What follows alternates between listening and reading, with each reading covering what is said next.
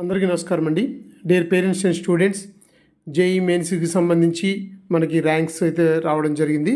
అయితే ప్రతి స్టూడెంట్కి మీ ర్యాంక్స్ మీకు తెలుసు కాబట్టి ఇంకా కౌన్సిలింగ్కి మనం సన్నద్ధం కావాల్సి ఉంది. అయితే జోసా కౌన్సిలింగ్ లాస్ట్ ఇయర్ అయితే 5 రౌండ్స్లో జరిగింది. దాని తర్వాత 2 రౌండ్స్లో సీసార్ జరిగింది. ఇప్పుడు మనం NIT Warangal last year computer science and engineering A rank నుంచి ఏ ర్యాంక్ వరకు సీట్లు వచ్చాయి అనేది మనం ఇక్కడ చూస్తే మనకి ఎన్ఐటి వరంగల్ ఒక తెలంగాణ వాళ్ళకి హోమ్ స్టేట్ కింద, ఆంధ్ర అండ్ అదర్ స్టేట్ వాళ్ళకి అదర్ స్టేట్ కింద వస్తుంది. కాబట్టి ఇక్కడ ఓపెన్ హోమ్ స్టేట్ వాళ్ళకి మనం జనరల్ న్యూట్రల్ చూసుకుంటే 2800 ర్యాంక్ దాకా వచ్చింది. అలాగే ఓపెన్ హోమ్ స్టేట్ ఫిమేల్కి అయితే 4683 ర్యాంక్ వరకు వచ్చింది. ఈ విధంగా మనం చూసుకుంటే ఓబీసీ ఎన్సీఎల్ కూడా హోమ్ స్టేట్ వాళ్ళకి 531 ర్యాంకు కేటగిరీ ర్యాంక్ వచ్చింది. అలాగే క్లోజింగ్ అప్ టు 8824 ర్యాంక్ వరకు వచ్చి క్లోజ్ అయింది. అలాగే హోమ్ స్టేట్లో ఓబీసీ ఎన్సీఎల్లో కేటగిరీ ర్యాంక్ ఫిమేల్కి వచ్చేటప్పటికి 1389 ర్యాంక్ వరకు వచ్చి కట్ అయింది. అదే అదర్ స్టేట్ వాళ్ళకైతే OBC NCL category rank 679 rank వరకు, ఫిమేల్ అభ్యర్థులకి అయితే 1257 ర్యాంక్ వరకు వచ్చి కట్ అయింది. ఇది NIT Warangal open category and OBC NCL వాళ్ళకి సంబంధించి కట్ ఆఫ్ ర్యాంక్స్. అలాగే ఈడబ్ల్యూఎస్ వాళ్ళకి సంబంధించి హోమ్ స్టేట్ వాళ్ళకైతే జనరల్ అభ్యర్థులకి 507 ర్యాంక్ వరకు వచ్చి కట్ అయింది. అండ్ ఫిమేల్ అభ్యర్థులకి అయితే 872 ర్యాంక్ వరకు వచ్చి కట్ అయింది. అలాగే ఈడబ్ల్యూఎస్లో హోమ్ స్టేట్ అదర్ స్టేట్ వాళ్ళకైతే జనరల్ న్యూట్రల్లో 329 ర్యాంక్ వరకు వచ్చి కట్ అయింది.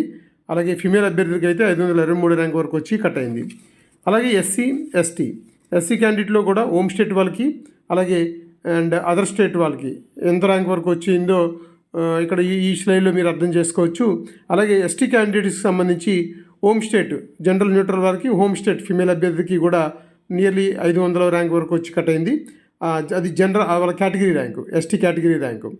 అది అదర్ స్టేట్ వాళ్ళకి కూడా మీరు చూస్తే 649 ర్యాంక్ వరకు వచ్చి కట్ అయింది.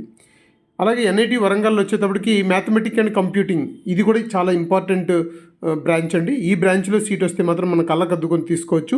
ఇది ఎన్ఐటి వరంగల్లోనే ఉంది. ఇలాగే కొన్ని ఎన్ఐటీల్లోనే ఈ బ్రాంచ్ అయితే మనకి అందుబాటులో ఉంది.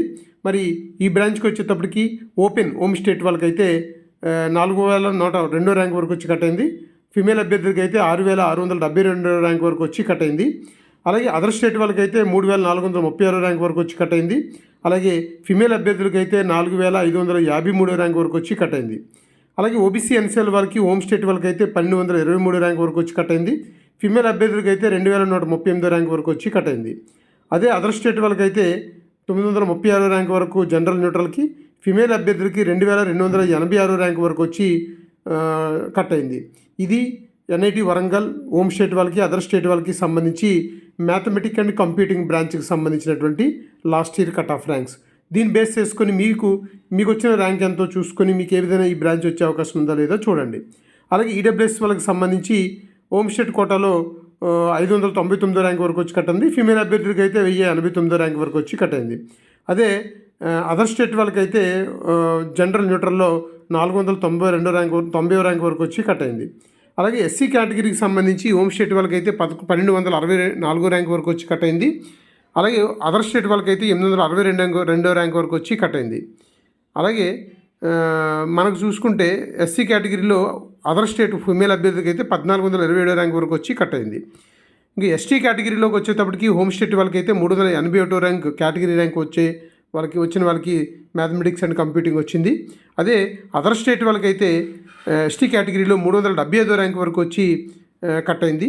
ఇది ఎన్ఐటి వరంగల్కి సంబంధించి మ్యాథమెటిక్ అండ్ కంప్యూటింగ్ బ్రాంచ్కి సంబంధించినటువంటి కట్ ఆఫ్ ర్యాంక్స్.